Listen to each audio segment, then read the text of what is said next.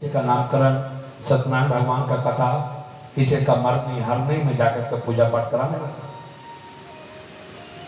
लेकिन भागवत का नशा पढ़ने का उसमें हमेशा रहता था। अब जिसके घर में पूजा कराते हवन कराते हैं ना, तो वहां पे वो अपना भागवत रखते थे, यजमान को अच्छा चावल दे देते। अब बेचारा यजमान हाथ में लेके खड़ा है, कब पंडित जी स्वाहा बोले और इधर भागवत खोल के पढ़ने लगते। परिणाम ऐसा हुआ मैया कि सारे गांव वाले लोग बोले, अरे ये पंडित जी का यार कोई ठीक नहीं, 2-2 घंटा 1 घंटा में एक बार स्वाहा बोलता है, इसका ध्यान चला जाता है, भागवत पढ़ने लगता है। अगल बगल के गांव वाले उससे पूजा पाठ कराना बंद कर दिए। अब कोई नहीं बुलाता पूजा पाठ करने के लिए। अब घर चले कैसे, कैसे चले घर? उसके पति ने आके पत्नी से बोला, देवी घर कैसे चलेगा, कैसे बच्चे पढ़ेंगे? तो तुम जानो, हमको भागवत में बड़ा मन लगता, भागवत पढ़ने को। बेचारी पत्नी क्या करती, पति क्या के विवश हो गई। अब अगल बगल 2-4 घर में काम पकड़ ली और जाकर के चौका बर्तन घर का किसी का सबका करने लगे, और उससे जो मिलता उसी से घर द्वार अपना बच्चे का पालन पोषण करने लगे। एक दिन बंधुओं 4-5 मूर्ति संत अयोध्या से वृंदावन जा रहे थे।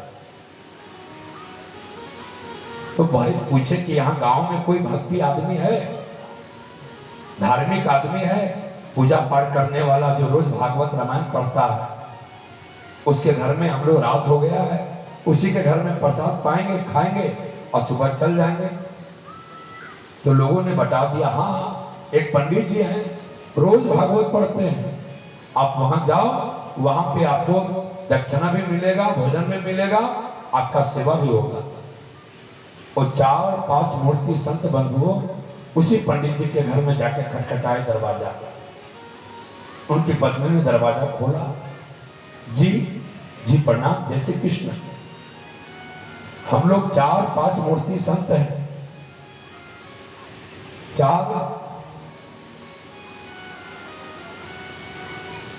4-5 मूर्ति संत हैं, हम यहाँ पे जा रहे थे अयोध्या से वृंदावन।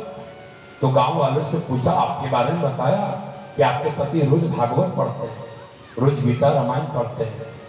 तो हे देवी, शाम हो गया है, बुरा न मानो तो हम 4 मूर्ति संत हैं, आपके यहाँ थोड़ा सा प्रसाद पा लेते, अपने राजा रामचंद्र को थोड़ा सा भोग पवा देते और सुबह चले जाते। पत्नी ने सोचा, हमारे घर संत आए और बिना बुलाए कोई संत आते हैं तो समझिए हरि आए हैं। उन्हें तुरंत अंदर बुलाए, जी जी आइए आइए, अंदर बैठिए। घर के आंगन में बंधु चारों मूर्ति संत को उनकी पत्नी ने बैठाया, और बैठाने के बाद अपने घर के रसोई में गई। घी का डब्बा में घी नहीं, गुड़ नहीं, चीनी नहीं, चावल नहीं, आटा नहीं, सारा घर का राशन पत्ती सब खाली था, कुछ था नहीं। अब 4 मूर्ति संत घर के आंगन में बैठा हुआ। अब बेचारी पत्नी करे तो क्या करे, कैसे जवाब दे कि हमारे घर में कुछ नहीं है। तो बेचारी आंगन में कभी इस घर से उस घर, उस कमरा से उस कमरा, उस कमरा से उस कमरा, ऐसे घूम रही है, टाइम पास कर रही है। उन संतों ने देखा, आपस में बात किया, अरे इतनी देर हो गई है, प्रसाद भोजन कुछ दे नहीं रही है, लगता है हम लोग गलत समय में आ गए, हम लोग लगता गलत समय में आ गए, शायद इनके पास व्यवस्था नहीं। चारों मूर्ति संत ने आपस में बात किया और फिर उनसे बोला, जी बहन जी सुनिए, एक काम करिए ना, हम लोग फिर किसी दिन चले आएंगे, आज रहने दीजिए, जरूरी काम आ गया है, याद आ गया है, तो हम लोग चलते जाते हैं, रात को निकल जाएंगे, हम आपके यहाँ किसी और दिन मौका मिलेगा तो आ जाएंगे। और चारों मूर्ति संत बंधुओं उस घर से भूखा विदा हो। उसकी पत्नी का क्रोध का सीमा नहीं रहा। उसका पति कमरे में भागवत पढ़ रहा था, कमरे में गई और भागवत जी को ऐसे छीना और फाड़ करके इसे पटक दिया और बोला तुम निकल जाओ, अभी कभी इस घर से निकलो। कैसे बच्चे पढ़ेंगे, कैसे लिखेंगे, कैसे राशन पानी आएगा, कैसे खाएंगे, मैं पाल लूंगी अपने बच्चे को, लेकिन तुम निकलो इस घर से, अभी कभी निकलो, मैं अपने बच्चे का पालन पोषण कर लूं। और विद्वान ब्राह्मण बंधु ध्यान से सुनिएगा, भागवत जी के पन्नों को समेटा, फटा हुआ पन्नों को समेटा, आकाश में दाबा और भागवत भगवान से बोलते हुए गया, हे भागवत भगवान, मेरी पत्नी अबोध है, अज्ञानी है, क्षमा करना भगवान, ये आपकी महिमा को नहीं जानता, आप मेरी पत्नी को क्षमा करना। और विद्वान ब्राह्मण जी गंगा जी के तट पे आकर के और सारे पन्नों को समेट करके फिर से भागवत पढ़ने लगे। बंधु ध्यान से सुनिएगा, भगवान को सब कुछ बर्दाश्त है, लेकिन अपने भक्त के आंखों में आंसू आ जाए, कभी मेरे गोविंद को बर्दाश्त है। और आज भगवान ने एक लीला रचा है, ओ विद्वान ब्राह्मण भागवत को पढ़ता और पढ़ करके भागवत भगवान को अर्पण करता कि हे भगवान, मैं आपके लिए पढ़ रहा हूं। उस भगवान से आज नहीं रहा गया मैया, मेरा गोविंद आज प्रकट हो गए और 10 साल का बच्चा का रूप बनाए, 10 साल का बच्चा का रूप बना के ग्वाला बन करके एक ऊंची धोती पहने, माथे पे साफा बांधा पगड़ी और एक डलिया लेकर के, उस डलिया में ढेर सारा सोना चांदी हीरा ज्वाला, माथे पे डलिया लेकर के आज भगवान खुद ग्वाला बन करके उस पंडित जी के घर की ओर चलती। दरवाजा खटखटाए, पत्नी ने दरवाजा खोला, जी कहिए क्या बात है? तो भगवान वहां गूंगा बन के गए थे, जो बच्चा को रूप लेके गए थे ना, वो गूंगा बन के गए। तो बोले, इशारा किए कि हम, तो पत्नी ने बोला ठीक है अंदर आइए, अंदर आइए। भगवान डलिया लेकर के आंगन में गए, बैठे और बोले हम कुछ बोलना नहीं जानते, गूंगा है, कॉपी कलम है, इशारा किए, लिखने कॉपी का कलम है। वो पंडिताइन जी बेचारी ये कॉपी कलम लेकर के आके दिया उसको, उसमें भगवान ने लिखा, जो 10 साल का बच्चा था भगवान रूप लेकर के आया, लिखा मैं तुम्हारे पति का गूंगा मालिक हूं, मैं तुम्हारे पति का गूंगा मालिक हूं। बहुत दिन से भागवत का पाठ हमारे घर में करता था, लेकिन आज तक दक्षिणा नहीं दिया, आज तक 1 रुपया दक्षिणा नहीं लिया। हमें किसी से पता चला उसके घर में दिक्कत है, कष्ट है, सो हम देने आए। कहां है? तो बोले वो तो अभी नहीं है, कहीं गए हैं। तो बोला हम उनका अमानत है, आप लीजिए, इसको रखिए। पत्नी ने जी जैसे डलिया का कपड़ा हटाया तो उसमें देखा ढेर सारा सोना चांदी हीरा आभूषण जवाहर भरा हुआ।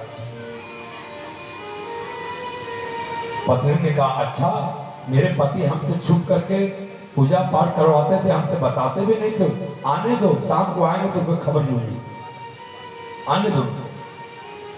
संध्या बेला हुआ, बंधु सूर्य डूबा, उसके पति गंगा जी के तट पे थे, सोचा पत्नी का क्रोध कम हो गया होगा, गुस्सा शांत हो गया होगा, चलो घर की ओर।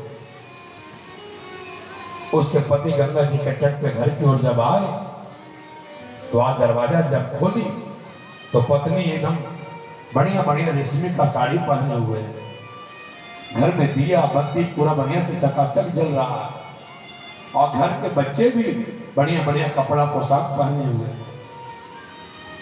और घर के रसोई घर से सौंधी सौंधी पकवान की खुशबू आ रही। पंडित जी सोचे लगता हम गलत घर में आ गए। बोले नहीं नहीं, चलिए अंदर बैठिए। आप क्यों नहीं बताए इतने दिन से कि आप किसी के यहाँ जाते थे, भागवत पढ़ते थे? चलिए। पंडित जी को कुछ समझ में नहीं आ रहा क्या बात है। बोला भाग्यवान क्या कर रही हो, हम भागवत पढ़ते थे, तुम्हारा गूंगा मालिक आया है, हम समझ में नहीं आ रहा। तो पत्नी पत्नी ने भगवान का लिखा हुआ वही का पेज, कॉपी, कलम लाकर के पति को पकड़ा दिया, जिसमें भगवान ने लिख के गया था, मैं तुम्हारे पति का गूंगा मालिक हूं। जैसे ही पंडित जी के हाथ में वो कॉपी दिया बंधुओं, सारे भगवान के लिखे हुए सब भागवत के श्लोक बन गए, भागवत के श्लोक बन गए। और वहां पे प्रत्यक्ष भगवान वहां पे अवतार प्रकट हुए, और पति पत्नी दोनों को दर्शन दिया, बच्चों को दर्शन दिया। भगवान बोले कि हे पंडित जी, आप भागवत पढ़ते थे, अब मेरे लिए पढ़ते थे और हमें को अर्पण करते थे। ये सारा धन, ये सोना चांदी आपका अमानत है, इससे समाज का सदुपयोग करिए, गरीबों को मदद करिए, जहां अन्न नहीं हो वहां अन्न का भंडारा चलाइए। आप इस धन को स्वीकार करिए। और भगवान सभी पत्नी पत्नियों को आशीर्वाद देकर के वहां से अंतर्धान हो गए। ध्यान से सुनिएगा भैया, अरे हमारा पति भी कहीं किसी के यहाँ काम करता है, 10,000, 20,000, 50,000 रुपया तनख्वाह लाता कमा करके महीना भर से। कहीं काम करता तो मालिक उसे पगार देता है 10,000, 20,000, 25,000, 50,000। और जिस मालिक के लिए आप काम करेंगे तो क्या वो आपको मजदूरी नहीं देगा? जब हम किसी मानव के लिए काम करते हैं तो वो मनुष्य हमें तनख्वाह देता है, पेमेंट देता है। और जब भगवान के लिए हम करेंगे मैया तो भगवान नहीं देंगे? जगत मजूरी देते हैं, क्यों राखे भगवान? जगत मजूरी देते हैं, क्यों राखे भगवान? बस ये समझिए, भागवत आप रोज घर में बैठा के